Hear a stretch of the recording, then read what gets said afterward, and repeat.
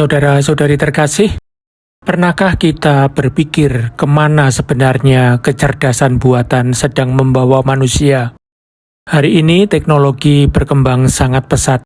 AI bisa menulis, menganalisis, membuat gambar, membantu pekerjaan, bahkan ikut memengaruhi keputusan penting dalam hidup manusia. Namun di tengah semua kemajuan itu, muncul satu pertanyaan besar. Apakah teknologi ini membuat manusia semakin bermartabat, atau justru membuat manusia semakin kehilangan kemanusiaannya? Dalam ensiklik Magnificat Humanitas, Paus Leo ke-14 mengajak kita melihat perkembangan kecerdasan buatan bukan hanya sebagai persoalan teknologi, tetapi sebagai persoalan manusia, moral, sosial, dan spiritual. Ensiklik ini menekankan satu hal utama: kemajuan teknologi harus selalu diarahkan untuk melindungi martabat manusia, bukan menggantikannya, menguasainya, atau merendahkannya. Ensiklik ini dibuka dengan gambaran yang sangat kuat. Manusia saat ini berada di persimpangan sejarah.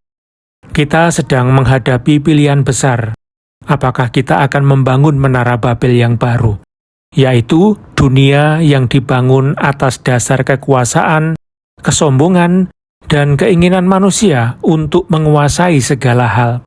Atau kita akan membangun sebuah kota suci, yaitu dunia tempat Allah dan manusia tinggal bersama dalam persekutuan, tanggung jawab, dan kasih. Gambaran ini menunjukkan bahwa masalah utama bukanlah apakah kita menerima atau menolak teknologi. Masalah utamanya adalah bagaimana teknologi itu digunakan. Teknologi bisa menjadi sarana untuk membantu manusia, memperkuat solidaritas, dan melayani kebaikan bersama. Tetapi teknologi juga bisa menjadi alat dominasi, ketidakadilan, pengawasan, bahkan perang. Karena itu, pertanyaan terpenting bukan hanya apa yang bisa dilakukan oleh AI, melainkan untuk apa AI digunakan dan siapa yang dilayani olehnya. Ensiklik ini kemudian menjelaskan bahwa gereja tidak berbicara tentang teknologi dari luar kehidupan manusia. Gereja berjalan bersama umat manusia, mendengarkan tanda-tanda zaman, dan berusaha menafsirkan perubahan dunia dalam terang Injil. Ajaran sosial gereja bukanlah kumpulan aturan kaku. Ia adalah tradisi hidup yang membantu manusia menilai perubahan sosial, ekonomi, politik, dan teknologi. Dalam menghadapi kecerdasan buatan, ajaran sosial gereja menawarkan 3 prinsip penting: kebaikan bersama, solidaritas, dan subsidiaritas. Kebaikan bersama berarti teknologi harus membantu semua orang berkembang, bukan hanya menguntungkan kelompok tertentu. Solidaritas berarti kita sadar bahwa manusia saling terhubung. Tidak ada seorang pun yang benar-benar selamat sendirian. Subsidiaritas berarti kekuasaan tidak boleh terkonsentrasi hanya pada pihak besar, seperti negara, perusahaan raksasa, atau sistem teknologi. Keluarga, komunitas, lembaga kecil, dan individu tetap harus dihargai perannya. Dengan prinsip-prinsip ini, gereja mengajak kita menilai teknologi bukan hanya dari sisi efisiensi, tetapi dari sisi kemanusiaan. Pokok terpenting dari ensiklik ini adalah martabat manusia. Manusia memiliki martabat bukan karena ia produktif, pintar, kaya, kuat, atau berguna secara ekonomi. Manusia bermartabat karena ia adalah manusia. Martabat itu melekat sejak keberadaannya. Ensiklik ini menyebutnya sebagai martabat ontologis, yaitu martabat yang dimiliki setiap pribadi semata-mata karena ia sebagai manusia. Karena itu, manusia tidak boleh direduksi menjadi data, angka, statistik, fungsi, atau objek dalam sistem digital. Dalam dunia yang semakin dikuasai algoritma, peringatan ini sangat penting. AI dapat membantu membaca pola, membuat prediksi, dan mempercepat keputusan. Tetapi AI tidak boleh menjadi ukuran tertinggi untuk menentukan nilai seseorang. Manusia lebih dari sekedar data. Manusia memiliki tubuh, perasaan, sejarah, relasi, kebebasan, tanggung jawab, dan panggilan spiritual. Ensiklik ini mengakui bahwa teknologi adalah buah kreativitas manusia.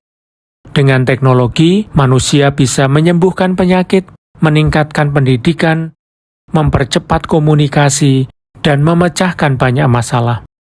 Namun, ada bahaya ketika teknologi dianggap sebagai jawaban untuk segalanya. Inilah yang disebut sebagai paradigma teknokratis. Cara berpikir yang melihat segala sesuatu hanya dari sisi ukuran, perhitungan, efisiensi, dan optimasi. Dalam cara pandang seperti ini, sesuatu dianggap baik jika lebih cepat, lebih kuat, lebih produktif, atau lebih menguntungkan. Padahal ensiklik ini mengingatkan, lebih kuat tidak selalu berarti lebih baik. AI memang sangat kuat, tetapi AI tidak memiliki kehidupan. AI tidak memiliki tubuh.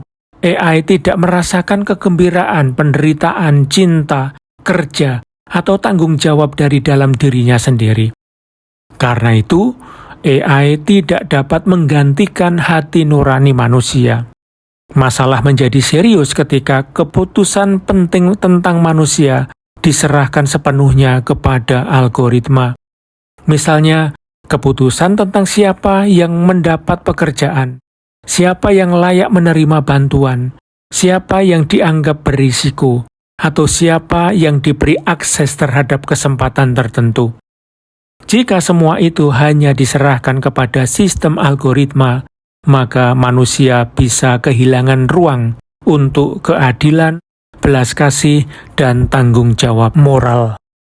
Ensiklik ini juga membahas 3 bidang penting yang sangat berdampak oleh transformasi digital: kebenaran, kerja, dan kebebasan. Yang pertama, kebenaran. Di dunia digital, informasi menyebar sangat cepat, tetapi tidak semua informasi benar. Ada berita palsu, gambar yang dimanipulasi, narasi yang memecah belah, dan konten yang sengaja dibuat untuk menyesatkan. Karena itu, kebenaran harus dilindungi sebagai barang publik. Tanpa kebenaran, kepercayaan sosial rusak. Jika kepercayaan rusak, kehidupan demokratis dan relasi antar manusia ikut melemah. Yang kedua, kerja. Kerja bukan hanya cara mencari uang. Kerja adalah bagian dari martabat manusia. Melalui kerja, manusia berpartisipasi dalam kehidupan sosial dan mengembangkan dirinya. Namun, otomatisasi dan AI dapat membuat sebagian orang kehilangan pekerjaan atau dipaksa menyesuaikan diri dengan ritme mesin. Ensiklik ini mengingatkan bahwa mesin seharusnya dirancang untuk membantu pekerja, bukan pekerja yang dipaksa mengikuti kecepatan mesin. Dan yang ketiga, kebebasan. Di era digital, kebebasan manusia bisa terancam secara halus. Pilihan kita dapat dibentuk oleh algoritma, iklan, rekomendasi, dan pergumulan data yang tidak selalu kita sadari. Kita merasa bebas memilih, padahal pilihan kita mungkin sudah diarahkan oleh sistem. Karena itu, kebebasan di era digital bukan hanya urusan pribadi. Ini juga persoalan publik. Dibutuhkan aturan yang adil, pendidikan kritis, dan tanggung jawab bersama agar teknologi tidak mengendalikan manusia secara tersembunyi. Salah satu bagian paling serius dalam ensiklik ini adalah pembahasan tentang teknologi dan perang. AI tidak hanya digunakan dalam pendidikan, kesehatan, dan bisnis. AI juga digunakan dalam sistem militer, pengawasan, dan senjata otomatis. Disinilah muncul bahaya besar. Keputusan hidup dan mati bisa semakin dijauhkan dari tanggung jawab manusia. Jika perang menjadi semakin otomatis, cepat, dan impersonal, maka manusia bisa semakin mudah melupakan penderitaan nyata para korban. Ensiklik ini menegaskan bahwa tidak ada algoritma yang dapat membuat perang menjadi dapat diterima secara moral. Sebagai lawan dari budaya kekuasaan, ensiklik ini menawarkan peradaban cinta. Peradaban cinta bukanlah gagasan yang lemah atau naif. Ini adalah pilihan konkret untuk membangun dunia berdasarkan keadilan, dialog, persaudaraan, dan kepedulian terhadap korban. Perdamaian bukan tanda kelemahan. Perdamaian adalah pilihan yang menuntut keberanian, kesabaran, dan tanggung jawab. Sebab dengan perdamaian tidak ada yang hilang, tetapi dengan perang semuanya bisa hilang. Pada bagian terakhir ensiklik ini menegaskan bahwa jawaban terhadap tantangan AI tidak cukup hanya berupa aturan teknis. Manusia juga membutuhkan perubahan hati. Kemajuan teknologi harus disertai pertobatan moral dan spiritual. Tanpa itu, teknologi yang paling canggih pun bisa digunakan untuk tujuan yang merusak. Ensiklik ini mengingatkan kembali pada misteri inkarnasi, firman yang menjadi daging. Artinya, Allah sendiri masuk ke dalam kondisi manusia dengan segala keagungan dan kerentanannya. Karena itu, keterbatasan manusia bukanlah sesuatu yang harus dibenci atau dihapuskan. Justru dalam keterbatasan, manusia belajar mencintai, bergantung, peduli, dan membangun relasi. Manusia tidak berkembang dengan menolak kerentanannya, tetapi seringkali justru bertumbuh melalui kerentanannya.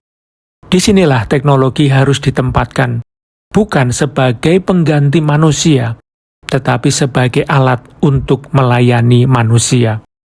Jadi, pesan utama Magnificat Humanitas sangat jelas. Kecerdasan buatan adalah perkembangan besar dalam sejarah manusia. Ia membawa banyak kemungkinan baik, tetapi ia juga membawa risiko besar jika dilepaskan dari martabat manusia, tanggung jawab moral, dan kebaikan bersama. Pertanyaan untuk kita hari ini bukan hanya seberapa jauh teknologi bisa berkembang, tetapi apakah perkembangan itu membuat manusia semakin manusiawi? Pada akhirnya, kita diajak untuk memilih menjadi pembangun persekutuan, bukan arsitek Babel. Kita dipanggil untuk membangun dunia, di mana teknologi melayani kehidupan, kebenaran, kerja yang bermartabat, kebebasan, perdamaian, dan kasih. Karena masa depan AI tidak hanya bergantung pada kecanggihan mesin, tetapi juga pada kebijaksanaan hati manusia yang menggunakannya. Itulah kira-kira isi dari ensiklik Magnificat Humanitas. Semoga berguna, Tuhan memberkati.